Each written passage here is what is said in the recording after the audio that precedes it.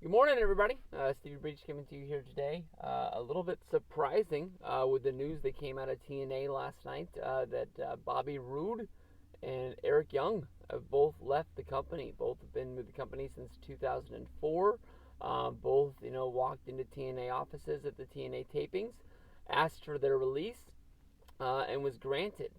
Dave Meltzer is reporting on that. Basically they both received offers from somewhere else that they'd be able to jump ship and able to get into, and that was one of the things that was sort of confusing to me. I mean, easily, you would think that the biggest game in town, WWE, would be looking at these guys, but WWE already they didn't really get into trouble, but TNA already filed a lawsuit. Um, a few years ago, which made the TNA guys sort of untouchable to WWE. WWE just wasn't signing people, no matter how good they were. They would come up on the market, and they would just sort of sit there and wait forever. Definitely, when I think about Bobby Roode, you got to think about his tag team partner from Beer Money, James Storm. He had this short little I was gonna call it a run, but it was only two tapings where he did NXT matches, and then went right back and signed a contract to go to Impact. So it's kind of surprising for me that Bobby Roode would want to take a chance on going to WWE or NXT. Maybe there's an offer out there from another group. Maybe you got to think maybe um, New Japan or something else out there that just sounds crazy. But Eric Young is a guy with a lot of talent as well.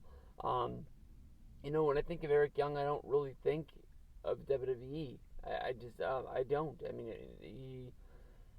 he's got a lot of talent. He can get over. He's done everything from real wrestling to comedic wrestling and tag team wrestling. I just don't think it's going to blend well.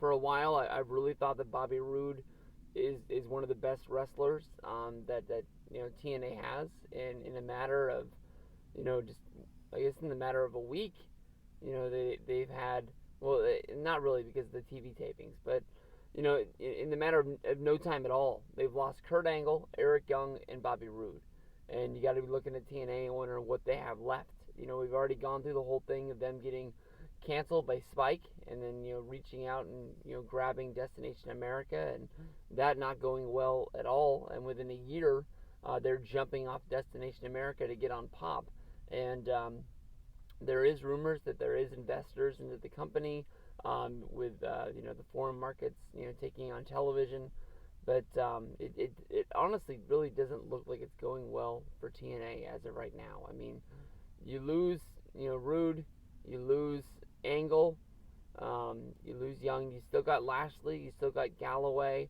you still got Storm. Um, I wonder if that's mainstream enough to make people tune in and watch and care about the company. I mean, they were on a good little run of having really good shows for 2 months, and no one was talking about them. I mean, there was no reviews on any of the websites. You would get spoilers when they would shoot the TV, and then as the shows were coming on, they didn't even bother to review it. So it's not even mainstream anymore. So we'll have to see what happens with this with TNA, but with Eric Young and Bobby Roode leaving, man, I don't know. I don't know what's next.